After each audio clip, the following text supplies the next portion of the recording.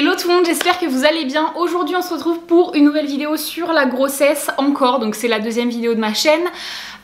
Aujourd'hui je vais vous parler du premier trimestre de grossesse, vous l'aurez lu dans le titre, donc comment ça se passe. Alors aujourd'hui je suis à 20 SA, donc 20 semaines d'aménorrhée, donc c'est à dire que je suis rentrée dans mon 5e mois de grossesse et le premier trimestre en fait il se finit aux 3 mois pleins, donc au début du 4e mois, donc ça veut dire que ça fait un mois que je suis sortie de mon premier trimestre et un mois que je suis rentrée dans le second trimestre. Tout se passe très bien et je voulais vous raconter comment s'est passé le premier trimestre qui ne s'est pas hyper bien passé. Vous allez voir ça. Donc voilà, je vais commencer du début, vraiment du tout début pour vous donner le plus de détails possible. Je vais essayer de rien oublier. J'avais fait une liste de notes que j'ai perdues. Donc du coup je vais vous raconter ce qui me sort de la tête. Et normalement je vais rien oublier puisque c'est quand même quelque chose qui est très marquant. Donc voilà, je vais essayer d'oublier le moins de détails possible. Donc j'ai fait, petit sujet moins joyeux, j'ai fait ma fausse couche en mars. Donc on était début mi-mars. Je me souviens plus exactement de la date, ça c'est bizarre. Je l'avais bien en tête mais depuis que je suis retombée enceinte j'y pense plus forcément. Donc tant mieux. Donc j'ai fait ma fausse couche ouais, en début mars et donc j'ai eu les médicaments, je vous l'avais dit dans la vidéo, et puis après j'ai eu un curetage. Ça je vous l'avais pas dit dans la vidéo parce que je ne savais pas que j'allais avoir ce curetage. Il a eu lieu 3 ou 4 jours après la vidéo. Donc voilà, le curetage pour celles qui se demandent, c'est quand en fait tous les morceaux, les résidus de l'embryon ne sont pas bien partis et qu'il faut du coup aspirer tout ça et curer en fait ce qui reste. Je sais pas comment ça se passe exactement mais c'est une aspiration. Donc ça se fait sous anesthésie générale à l'hôpital et donc c'est ce que j'ai eu. Et il y en a qui disent qu'il faut attendre un mois pour retenter les essais bébés etc. Nous on a attendu un peu moins d'une semaine donc c'est très court. Mais on ne souhaitait pas attendre, on avait envie de reprendre les essais le plus vite possible. Ça nous avait fait beaucoup de mal et on voulait vraiment ce bébé, c'était la seule chose à laquelle on pensait, surtout moi d'ailleurs, mais mon copain aussi. Donc voilà, on avait besoin vraiment que je retombe enceinte très rapidement pour notre bien-être moral on va dire. Donc du coup, on a retenté les essais tout de suite après pratiquement. Et donc fausse couche... on va dire fausse couche le 10 mars, je suis retombée enceinte le 24 mai, donc 2 mois et demi après. Donc qu'est-ce que je faisais? Tous les jours des tests d'ovulation, j'avais acheté un pack de 60 tests ou peut-être 80, un pack énorme de tests d'ovulation et un pack de 20 tests de grossesse ou 25 tests, enfin un truc énorme que j'avais acheté sur Amazon, c'est vraiment pas mal. Et en amont je faisais aussi la courbe de température, donc pour celles qui se demandent, regardez sur internet, moi je vais pas être très précise et j'aurai pas le temps de tout vous expliquer sinon la vidéo va durer 3/4 d'heure. Mais voilà, c'est en fait on prend sa température tous les matins avant de se lever et ça nous donne une idée de quand va avoir lieu la date d'ovulation, quand elle est passée, si ça a pu fonctionner ou pas. C'était très utile et je notais tous les jours cette température sur l'application Thermometer. J'avais le thermomètre qui allait avec, que mon chéri m'avait acheté du coup pour qu'on fasse ça tous les matins. Et ça marche très bien. Donc je pense que c'est grâce à ça que je suis tombée aussi rapidement enceinte. Sachant que les médecins m'avaient dit que j'aurais du mal à tomber enceinte rapidement et surtout j'aurais du mal à tomber enceinte naturellement sans FIV ou sans même PMA. Donc bon, voilà. Voilà. Comme quoi les médecins ne disent pas toujours vrai. Et du coup, ouais, donc test d'ovulation positif le 24 mai. Donc ovulation le 24 mai, fécondation le 24 mai. Et enfin ovulation le 23 ou 24 mai, je sais pas exactement parce que les deux tests étaient positifs, donc je crois plutôt le 23, et le 24 on va dire fécondation. Donc 2 mois et demi après, et donc test de grossesse positif le 5 juin, donc 11 jours après la date d'ovulation. Donc super, on était tellement heureux aux anges. J'avais pas de symptômes avant de faire le test mais j'avais envie de le faire quand même. Le mois d'avant je l'avais fait, c'était négatif, voilà. Mais ce mois-ci j'avais envie de le faire aussi et je l'aurais fait tous les mois je pense, jusqu'à ce que ça fonctionne. Et bon bah là c'était positif à partir du 11e jour. Le 10e, le 9e, le 8e c'était pas positif.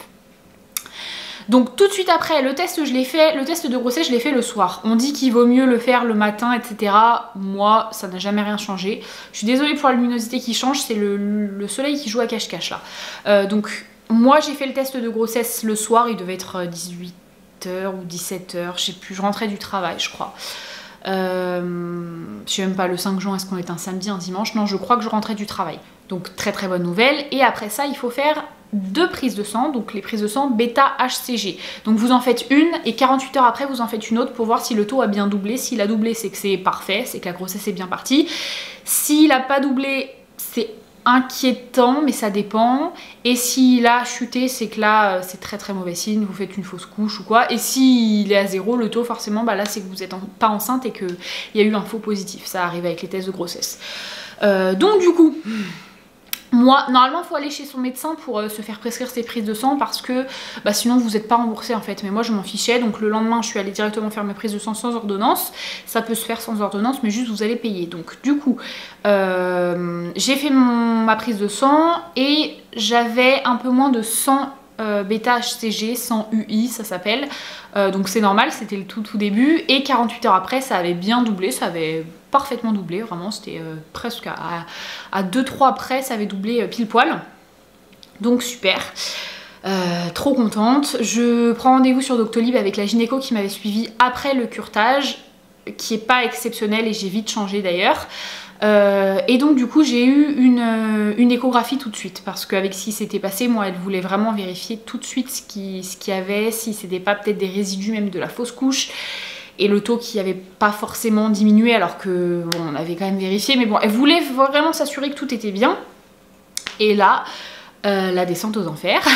Elle m'annonce, je me rappelle c'était à la fin du confinement, en fait le confinement était terminé depuis genre 1 mois et ou peut-être moins, je sais plus exactement, mais bref, du coup mon copain n'avait pas pu venir, donc il était resté là et moi j'y étais allée toute seule. C'était un samedi matin et c'était super dur. Elle m'a annoncé que la poche était bien là mais qu'elle était mal implantée, qu'elle était beaucoup trop basse en fait dans l'utérus, elle était vraiment là au lieu de là genre, et qu'elle allait descendre et comment dire, elle allait en fait s'expulser naturellement normalement. Donc elle m'a dit on se revoit dans 2-3 semaines, mais normalement dans ce délai là vous aurez expulsé et fait une fausse couche naturelle. Donc là, coup dur, je pleure, je rentre dans ma voiture, j'avais envie de hurler, je pleure, j'en peux plus. Je me dis encore, donc j'étais sûre que j'allais faire une fausse couche. Elle me dit il y a 1% de chance que ça n'arrive pas, mais honnêtement ça sera un miracle. Donc bon bah forcément moi j'y crois pas, hein, 1% de chance, on se dit forcément la médecine a toujours raison, donc voilà. Donc je pleure, je rentre chez moi et puis bah, en attendant ces 2-3 semaines c'était interminable, mais parce qu'en fait il n'y avait pas de sang et normalement elle m'avait dit je saignerais quelques jours après pour le début de la fausse couche, rien. Donc je regardais tous les jours pas de sang et tout, je me dis super, je vais encore devoir prendre des médicaments pour provoquer la fausse couche, encore devoir avoir un curetage etc, j'en avais marre. Mais dans ma tête je m'étais fait à l'idée de cette fausse couche petit à petit. C'était une période compliquée, on était très triste, mais bon bah voilà, c'était rentré dans ma tête, j'allais pas avoir cet enfant. Donc 3 semaines plus tard je retourne la voir et là, surprise, elle me dit oh bah il y a un cœur qui bat.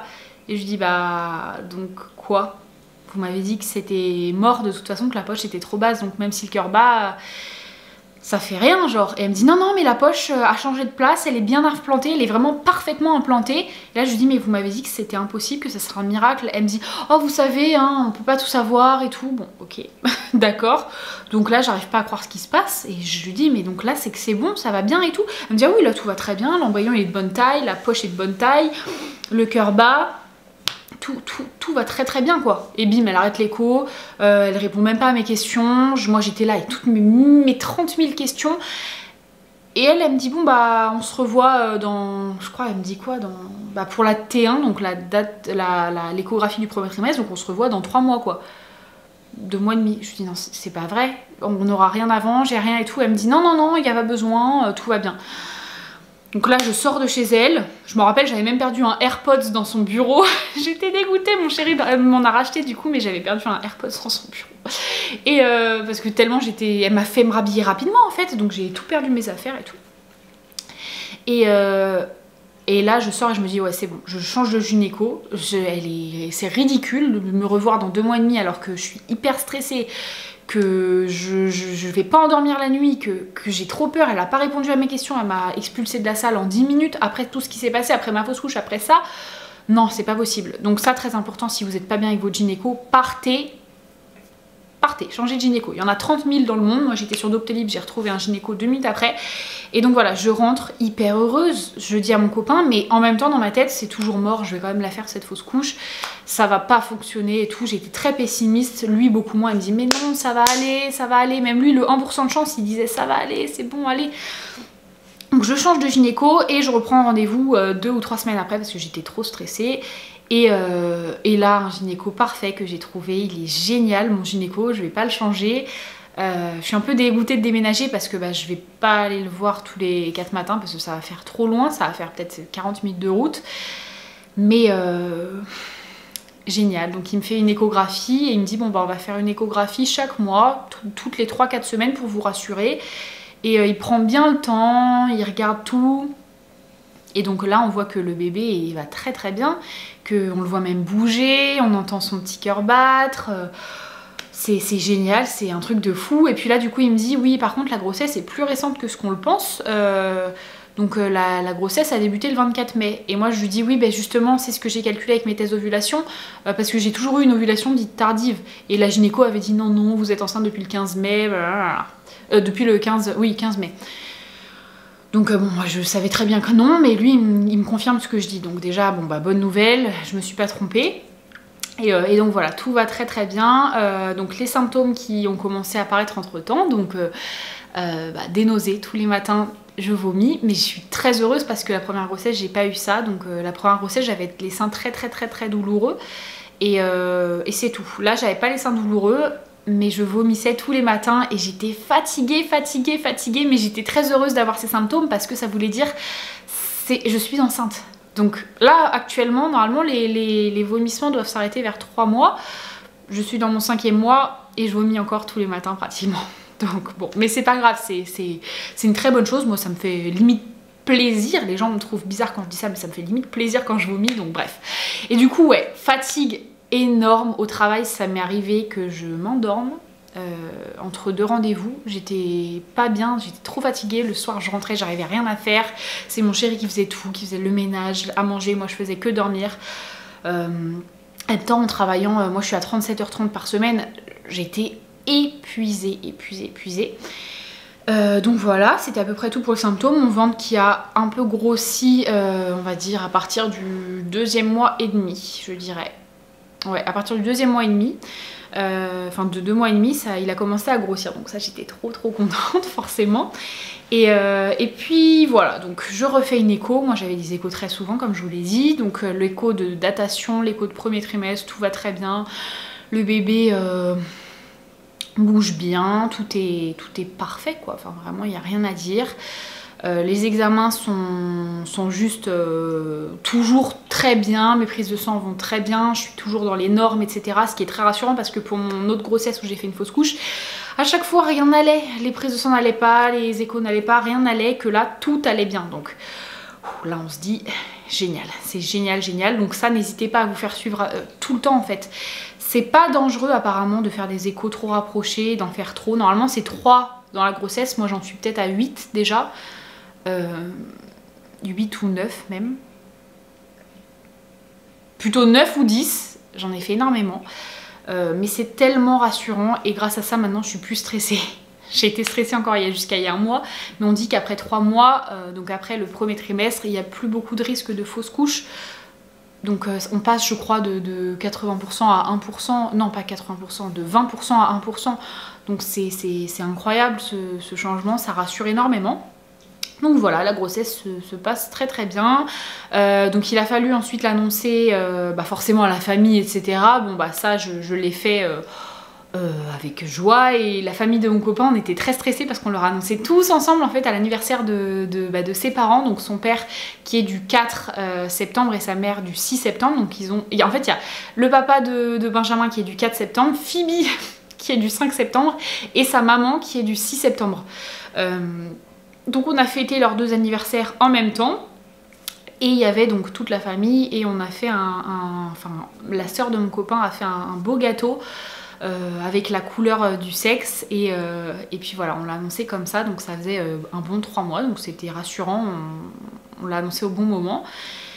Donc tout le monde était content. Moi je l'ai annoncé à mon travail au bout de 2 mois et demi parce que je sentais que ça commençait à me peiner, etc. Et nous en fait à partir du début de la grossesse, vraiment du tout début, on a le droit à une réduction du temps horaire. Donc tous les jours on travaille 1 heure de moins et du coup moi je l'ai prise à partir du 4e mois. Je l'ai demandé à partir du 4e mois, j'en avais vraiment besoin et ça me fait beaucoup de bien.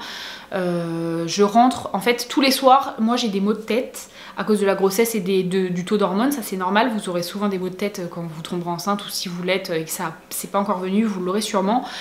Et donc là ça m'aidait à plus trop avoir ces maux de tête, je conduisais, ça allait mieux, il n'y avait pas de bouchons, etc. Donc bref, j'ai annoncé à mon travail, tout s'est très bien passé, j'ai la chance d'avoir un travail qui est quand même compréhensif. Donc je suis conseillère emploi au pôle emploi. Donc bon, tout s'est bien passé. Que vous dire d'autre? Rien de spécial en fait. Ce premier trimestre, c'est surtout de la peur, de l'anxiété. La plupart des femmes, c'est comme ça. Je vous invite à vous mettre sur des sites de grossesse, des groupes de grossesse. Donc sur Facebook, il y en a plein. Donc moi, je suis dans Maman pour janvier, février, mars. Maman pour février, Maman pour 2021, etc. Enfin, des sites comme ça. Et on parle, il y a WeMoms aussi, WeMoms c'est génial, c'est une application que vous téléchargez et vous posez toutes les questions que vous voulez, il y a plein d'autres mamans dans votre cas, vous répondez à leurs questions, etc. Ça permet de faire de jolies rencontres et puis on voit qu'on n'est pas seul dans notre cas à se poser les mêmes questions en fait, c'est très rassurant, moi j'aime beaucoup. Donc voilà, le premier trimestre c'est joie, peur, anxiété, excitation, ce trimestre il passe très lentement je trouve, enfin moi j'ai trouvé que ça passait très lentement et qu'à partir du 2e trimestre ça s'enchaîne, là je vois plus les jours passer, ça passe à une vitesse énorme et j'avais entendu que le 1er trimestre passait lentement, le 2e passait très vite et le 3e passait lentement aussi. Donc voilà, ce trimestre là on est bien, on se sent belle, je sais pas, moi je me sens trop bien. Je vais vous montrer mon ventre parce qu'il y en a beaucoup qui voulaient aussi le voir, donc je vais essayer de m'éloigner un peu. Hop, donc on voit pas très bien parce que mes robes sont pas super moulantes. Si on voit bien là quand même. Hop, voilà. Mon petit ventre. Voilà. Donc mon ventre que j'arrive à cacher. Quand j'ai pas envie qu'on le voit, je le montre pas. Mais bon, qui se voit quand même la plupart du temps. Et puis voilà, ce premier trimestre, ouais, il est très particulier, c'est beaucoup de changements, vous allez voir. Nous, on avait commencé les achats, mais très doucement, parce qu'il y a beaucoup de... En fait, il y a tout le monde qui a des superstitions, comme quoi il faut pas l'annoncer avant 3 mois. Moi, je suis d'accord avec ça, j'ai peur de l'annoncer avant 3 mois, après ce qui s'est passé. Pour les achats, il faut pas trop acheter, etc. Nous, on avait juste acheté une poussette à 3 mois, je crois, ou à 2 mois et demi, parce qu'au lieu de 1000 €, on l'a eu à 500 €.